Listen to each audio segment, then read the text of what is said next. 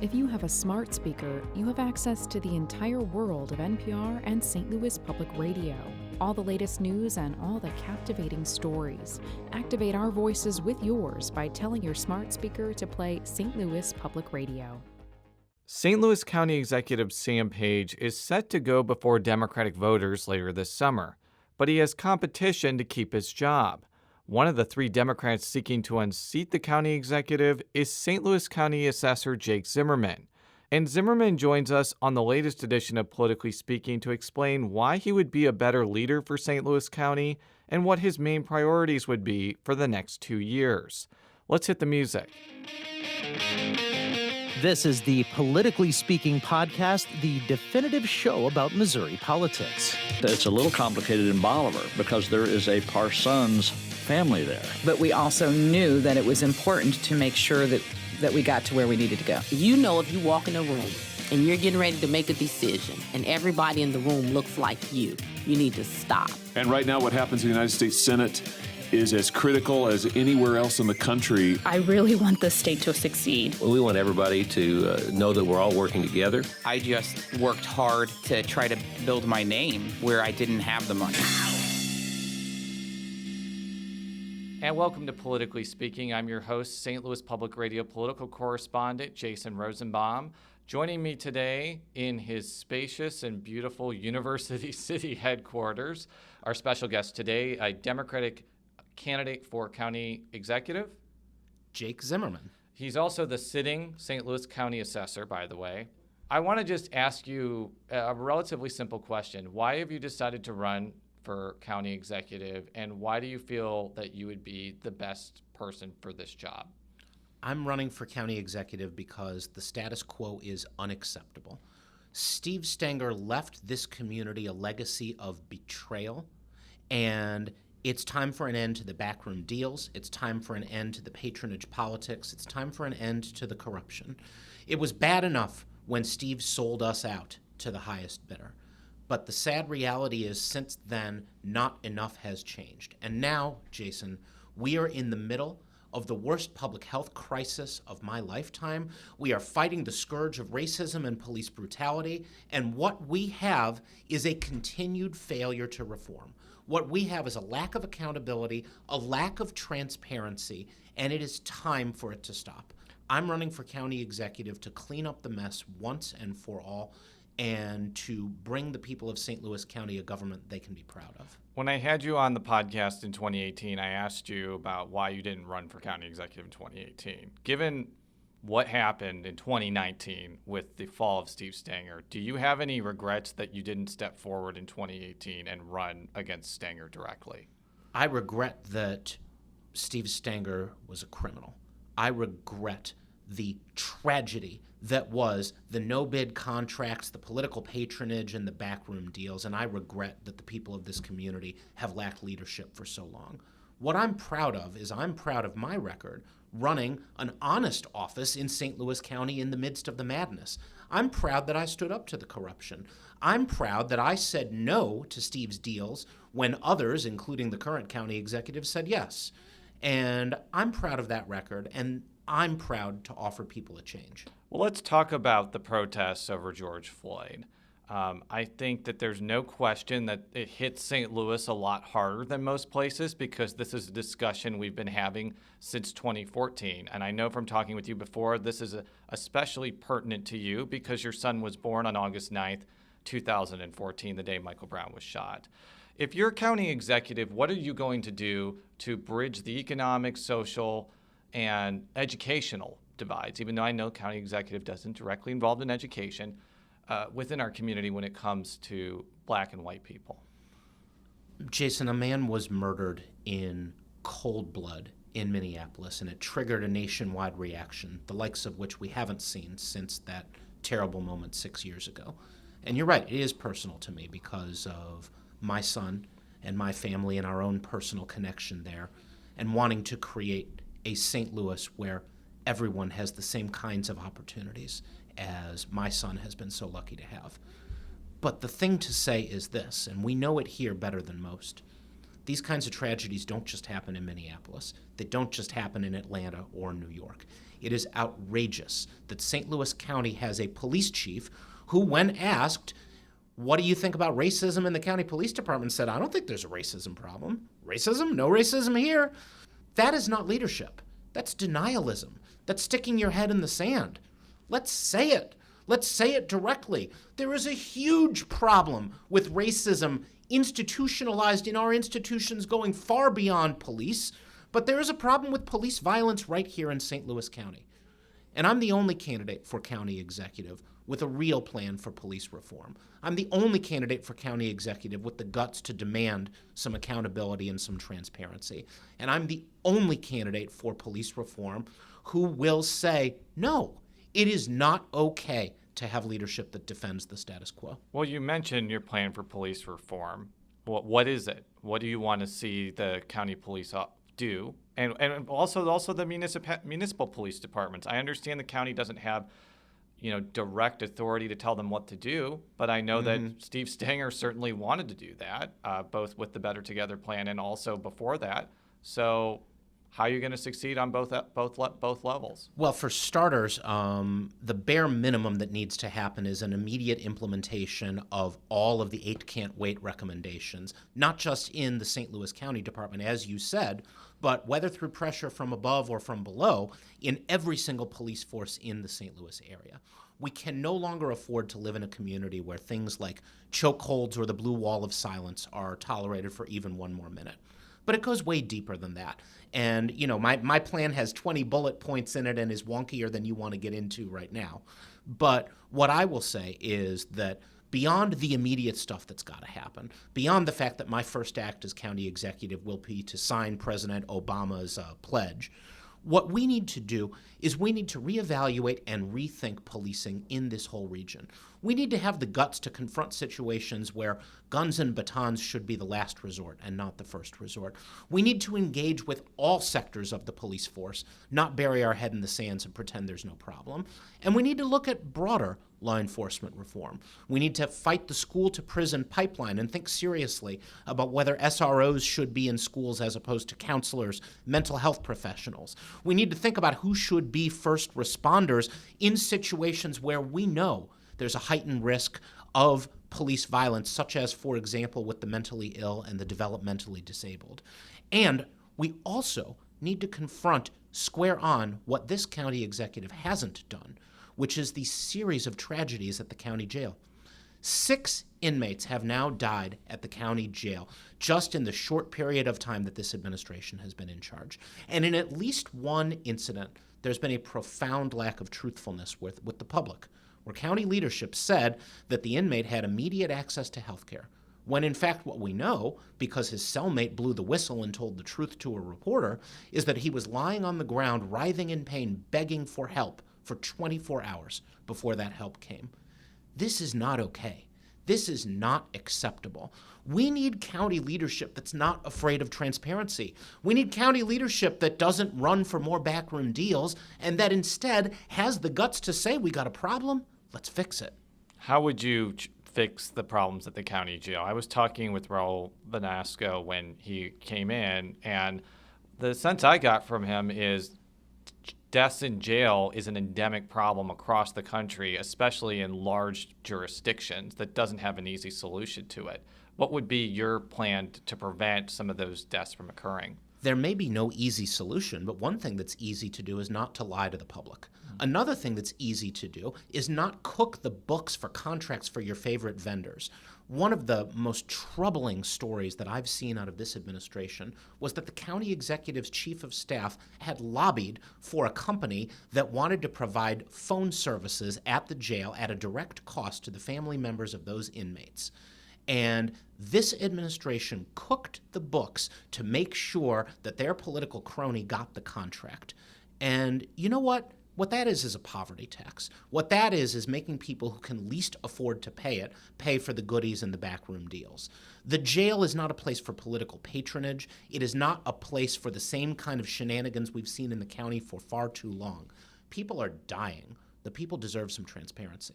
I think that Proposition P, which was passed in 2017, had a lot of negative domino effects, whether it be other elements of county government wanting raises, whether causing other jurisdictions to raise their sales taxes. And I understand that like the police department wanted that to add more officers and add body cameras and make sure that their police officers stayed there. But you could argue that it was also pushed forward to make Steve Stenger look tough for his reelection campaign, especially when we're talking about defunding the police.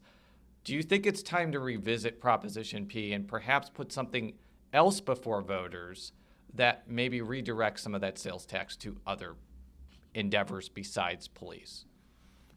What I think we should do is reimagine policing. What I think we need to do is look seriously at where we can invest our resources in things like early intervention, diversion from the law enforcement system, mental health counseling, to name just a few.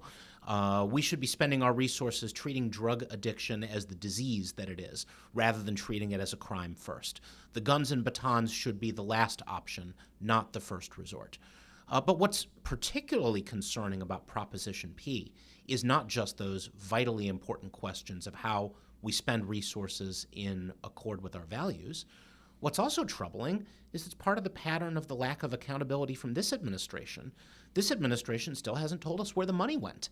They said the fund was over budgeted, and whoosh, where'd the money go? Before we can even talk about how we spend that money, whether it's better spent on body cameras or whether it's better spent on drug addiction services, the first question is, why can't they tell us how the fund was over budgeted and where the money went?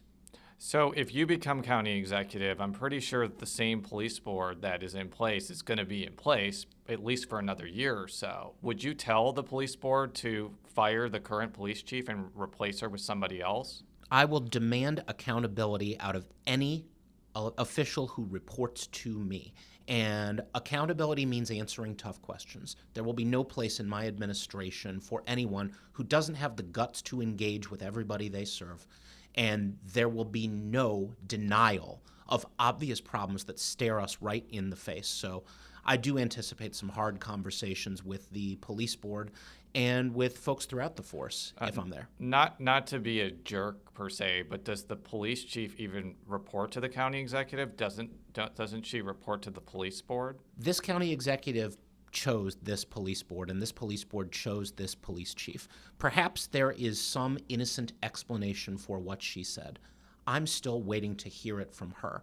I want to know why she thinks racism isn't a problem in the St. Louis County Police Department, because frankly, I have a different opinion, and I think if she spoke to a few police officers of color, maybe she would learn something. I want to talk about COVID-19 before I ask you about your broader vision for the county executive's office.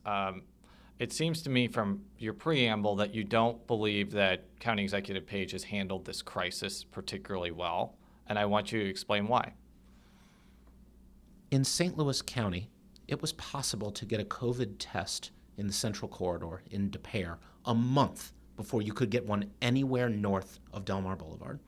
And look, if we don't acknowledge the real and tragic divide that lies at the heart of this community, then we stick with the status quo and we get the same results as the status quo. It is not news that public health challenges in this community don't fall evenly.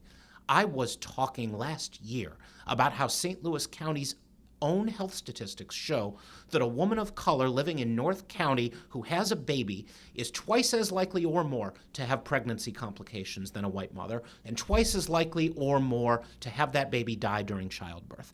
Every public health crisis has hit people in vulnerable minority communities harder than those of us who live in the Central Corridor. And if we don't acknowledge that privilege, then we're never gonna face it.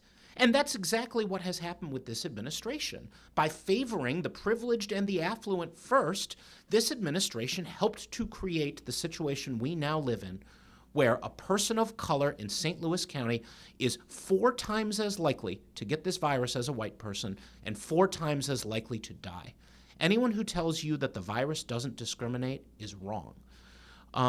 Jason, as we've discussed before, I've had my own personal brush with this. My son's preschool was the earliest hotbed of cases in the entire St. Louis region. We were scared to death. We had teachers in the ICU. We didn't know if they would make it.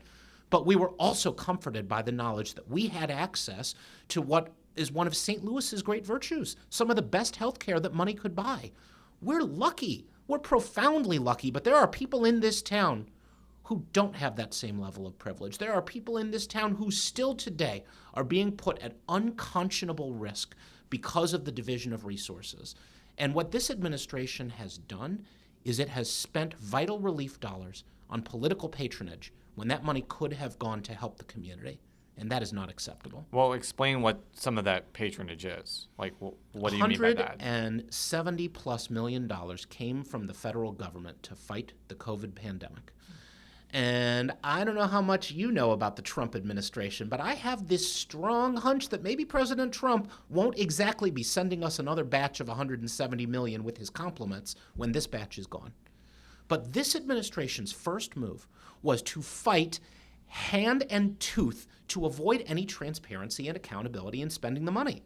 They wanted to, and they did, put a campaign donor in charge of distributing the money, a political crony in charge of so-called transparency with no real accountability and no hint of a real voting or appropriations process so the public could know where the money was going. In order to buy that from the county council, what this county executive did was shameful. He took about $15 million of that money and bought them off.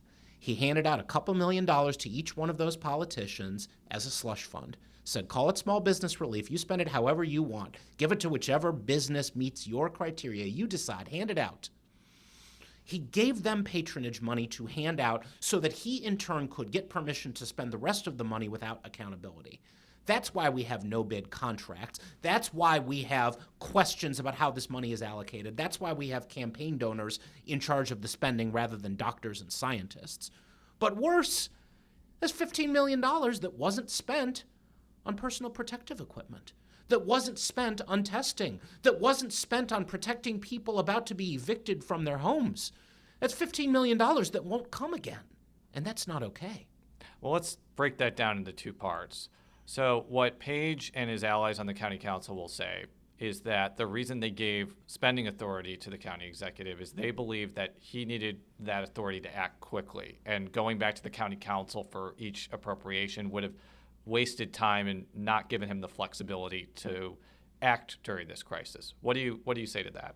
I say that no responsible governmental institution in this state or elsewhere has chosen that.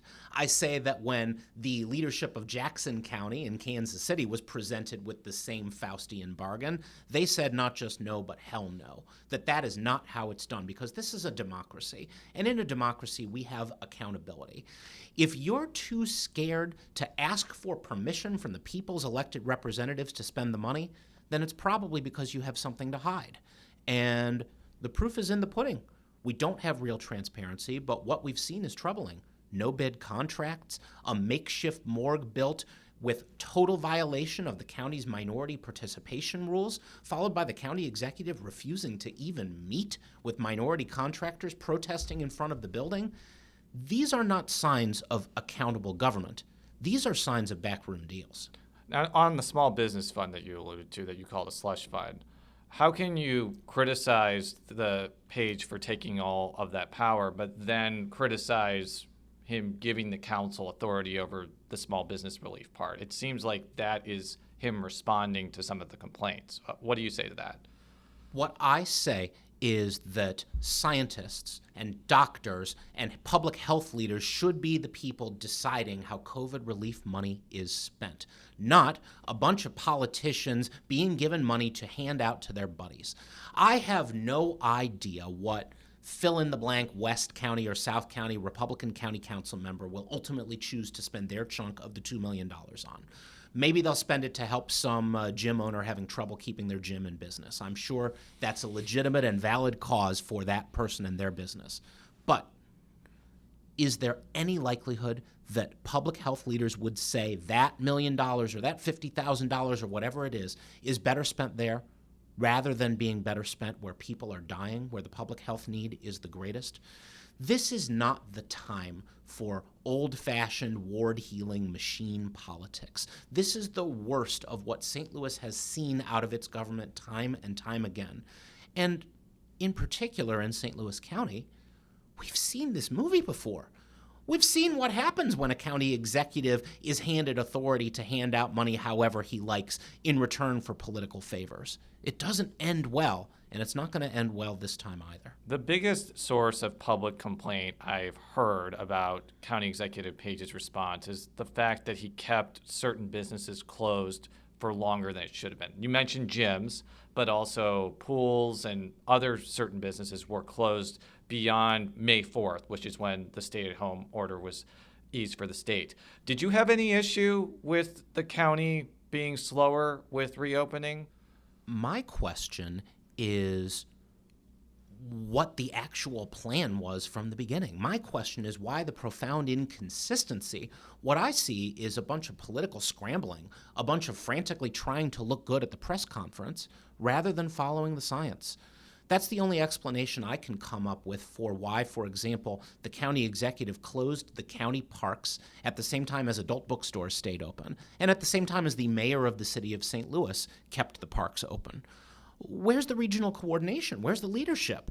Our leaders can't let their egos get in the way of working together. Another one in that vein that is particularly troubling to me is when the county chose to hoard its budget money on the subject of hiring contact tracers. The city of St. Louis didn't get enough money to pay for all the contact tracers they needed, and the county, which had plenty of money to pay for contact tracing, said, well, I guess that's your problem.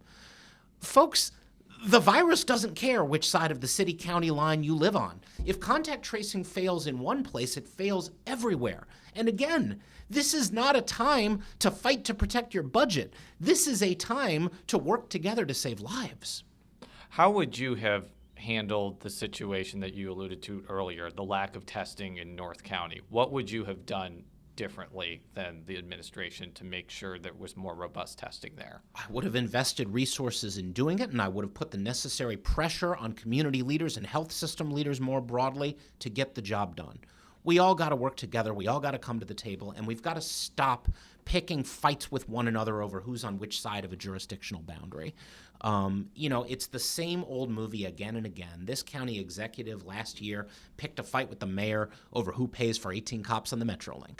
I don't care who pays for 18 cops on the Metrolink. What I care about is that people can feel safe on the trains. And the same is true with contact tracing, and the same is true with getting the testing where we need it. This is the job of leaders and policymakers. A little less politics, a little bit more science-based plan. We'll be right back after this break with County Executive candidate Jake Zimmerman.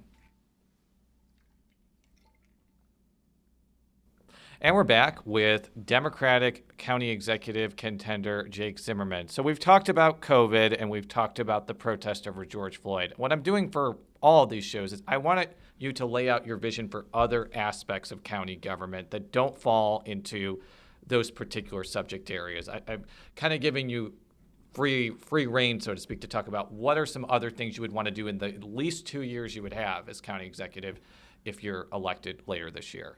I want to fix the epidemic of patronage, bad management, backroom deals, and nonsense politics that has afflicted St. Louis County for far too long. We've already seen and we've already talked about how that is having a cost in human lives and suffering because of this public health pandemic. And we've talked about the outrage over inmates continuing to die at the jail with no leadership and no accountability. But this problem afflicts the rest of St. Louis County government too. To give you just one example, take a look at the county animal shelter. Now, maybe to some folks listening, the county animal shelter may not seem as important as the public health department right now, but it shows a light into the way this leadership behaves. The county animal shelter was disastrously run under Steve Stenger. It was run by an incompetent administrator who, by the way, was also a racist and who delighted in lying to the public. This administration, faced with protest and faced with volunteers at the shelter, the same people who brought those problems to light under Steve Stenger, the people who were showing up to clean the cages to try and save the lives of the dogs and the cats, when these people blew the whistle on continuing problems, what did the Page administration do? Well, they didn't respond promptly to the sunshine requests, and they didn't provide transparency to the public. Nope, they fired the volunteers. Think about that for a moment and let it soak in. They fired the volunteers who were pointing out what was wrong. This is the core difference between me and my opponent. I have built a career in public service on fighting for transparency and accountability. I've built a career right here in St. Louis County on having the guts to not stick my finger into the wind, but to do public policy. And you know what? When you see wrong being done, you admit it, you let the chips fall where they may, and you work to fix it. So whether it's ending that kind of nonsense or ending this culture of patronage and jobs for political cronies and backroom deals that afflict this administration just like it did the last one, that is the core difference. What you get when you get Jake Zimmerman is you get someone who has the guts to make this government work for the people it serves. One of the ideas that at least the Republican members of the council have seemed to embrace is the idea of a county manager, similar to a city manager, who would probably handle most of the contracting. Now, that would almost certainly have to go to a vote of the people. And I could also understand the converse view of that takes away a lot of the accountability from the elected leadership. Where do you fall in that continuum? You know, that was part of a broader conversation about charter reform, and there was a lot of noise made about big, bold reform with the county charter a year ago. And then this county executive did his very best to make sure it all got shoved under the rug and make sure that any real proposals just got scuttled by the wayside. I'm open to any real proposal for reform that can command public support across the political spectrum and that can help us fix some of our broken ways of doing things. But we've got to stop with the nonsense politics, and we've got to recognize that the first step is honesty and transparency with the public and ending the political patronage and ending the contracts for favored cronies and all the rest of it. And then, let's talk about serious reforms and how we make it so it never happens again. What would be your mentality of dealing with the county council? I mean, there's a lot of things that have to happen between now and November. I don't know if there's going to be, for example, 2 Republicans or 3 Republicans. I don't know, for example, if Kelly Dunaway is going to be replaced by Barry Glantz. So we don't know what the county council is going to look like if you take office. But, what's going to be your general philosophy of working with the county council? Because I've heard often, and this goes back to Steve Stanger, about wanting to work with the county council collaboratively, but that sort of gets up into a plume of smoke once the rubber hits the road. By acting on the assumption that everybody is a public servant, that everybody is there for the right reasons, and that everybody wants to serve their community. I mean, I get it. The council has D and R after their names, right? Everybody in this story is an elected official, and there will always be some profound differences of opinion. Plus, you just called them evil politicians earlier. I'm being facetious, but only partially facetious. And Jason, it's not hard for you to find the immediate points of disagreement. To pick an obvious one, I have rather different views on marriage equality than some of the Republican members of that council. But you know what? They're still there to represent the people they serve. And if they're willing to come to the table and talk about public policy, then I'm there. Because we all need to work together to provide some better leadership. And no, I'm not going to stand for the political backroom deals. And no, I'm not going to hand out patronage funds. And if that bothers someone, so be it. We can take our case to the voters. But there's a lot of common ground because we all have a responsibility as leaders to serve the people. City-county merger issue may come up again in the next 2 years. Obviously, Better Together flared out in dramatic fashion. I remember when you were on St. Louis on the Air and expressed pretty severe misgivings about that. This is a tough question to ask candidates because oftentimes they say, well, I can't talk about what I want with city-county unification because we don't know what the plan is. But what's your general philosophy? Should the city become a muni within the county? Should there be a mega government? Should we have these talks again at all, or should we just kind of move on from this discussion? Jason, I think you should be in charge of everything. I think we might get a better result than what we have right now. I don't think that's a good idea. We would turn into the Republic of Rosenbaum, and I would also make us the 51st state, and my 6-year-old would become the president of it. But we're getting far afield. Let's go. You know, I said that facetiously, but there's a point underlying that. And it's the same point that I made 2 years ago when we talked about that. The Republic of Rosenbaum is a bad idea for the same reason that every pie-in-the-sky, top-down reform proposal that has been foisted on this community for decades seems to crash and burn. As you said, 2 years ago, I expressed significant misgivings, and the reason I expressed those misgivings was because process matters. When a bunch of Republican political consultants get together in a room and say, all right, we know what's good for you, and now what we're going to do is we're going to shove it down your throats. That's not how you do reform. The people can see through that. That sort of thing, it doesn't matter how good or bad an idea it is. Of course it's doomed to failure. Real reform takes hard work. It takes talking to the people affected by it. It takes working with local leaders, those school board members, those mayors and city council people, but the people who live in the community. So, do we need more regionalism? Yes. Do we need to stop fighting with one another over who pays for the 18 cops on the Metrolink? Yes. Is it criminal that the county and the city should have a budget fight over who pays for contact tracers while lives are at stake? Yes. Should we have multiple 911 dispatches? No. Do we need as many overlapping governmental entities as we have? No. There is such an urgent need for reform. It's time to put the egos aside. It's time to put the political gamesmanship aside, and it's time to start working on it. Are you disappointed the city never managed to get their members of the Board of Freeholders put in? Hope springs eternal that a group of representative citizens from both the city and the county line will finally come together and work on this.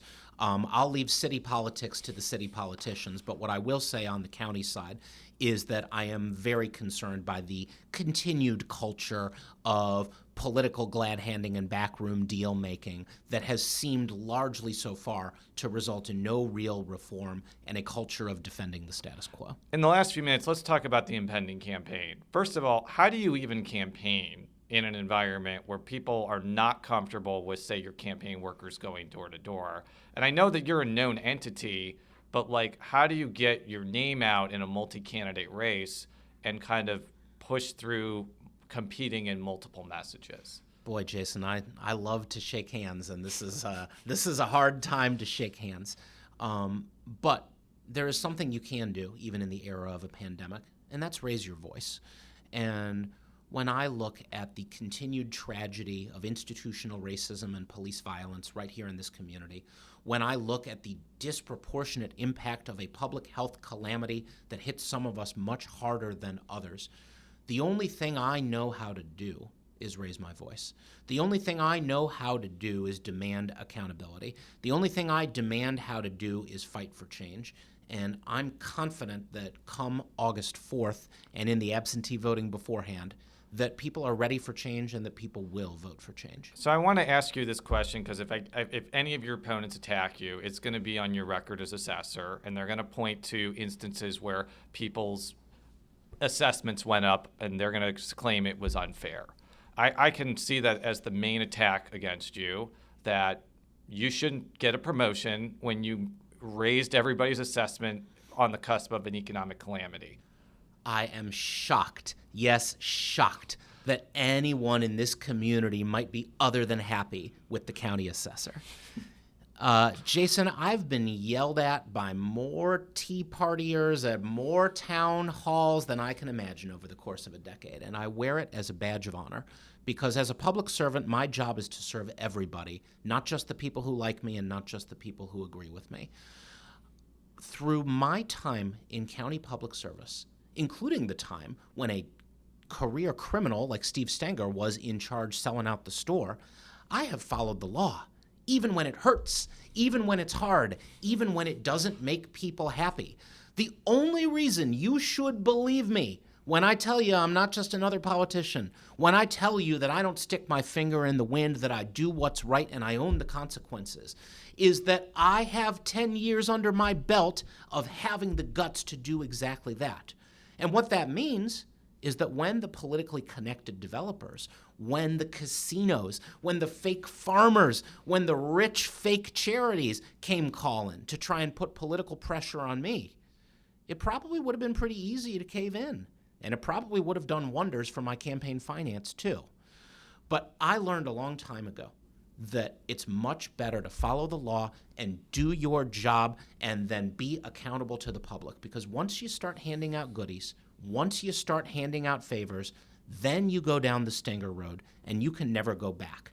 The only reason anyone should trust me with the role of county executive is because you can see that I have devoted my entire time in public service to that kind of honest, accountable government, even under tough circumstances. So there is another major candidate in this race, Mark Mantovani, and I'm going to be talking with him in a few days. I could imagine he's going to say, well, look, I'm the guy that actually put my own money to run against Steve Stenger.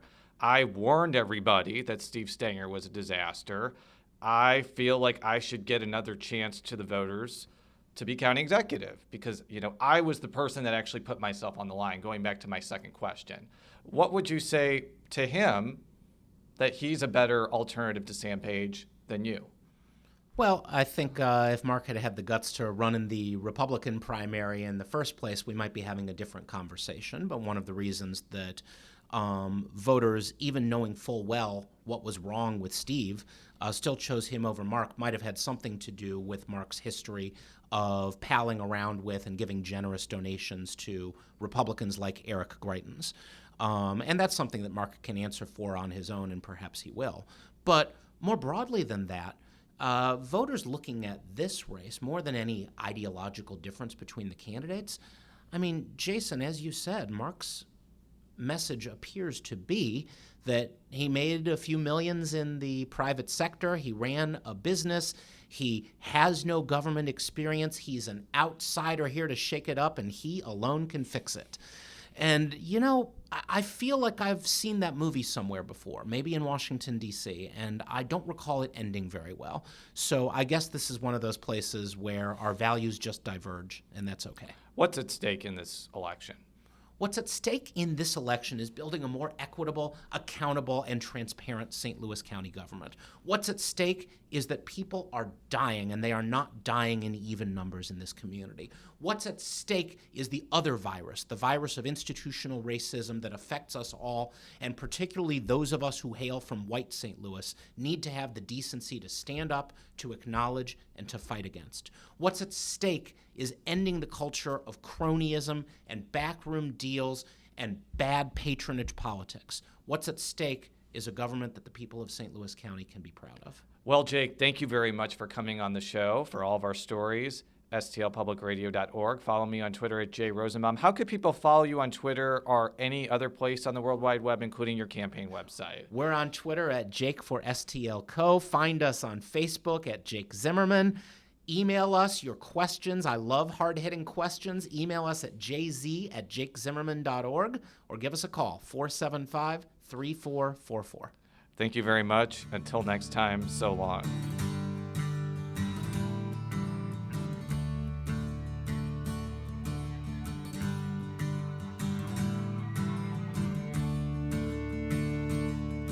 There's bound to be a ghost at the back of your closet. No matter where you live.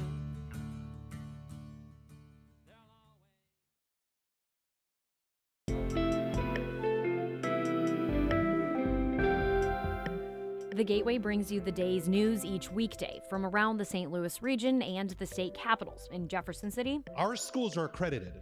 We don't need this bill. And Springfield. How many more years must pass before lawmakers see time is of the essence? I'm Abby Larico. Join me each weekday for The Gateway on the STLPR app or wherever you get podcasts.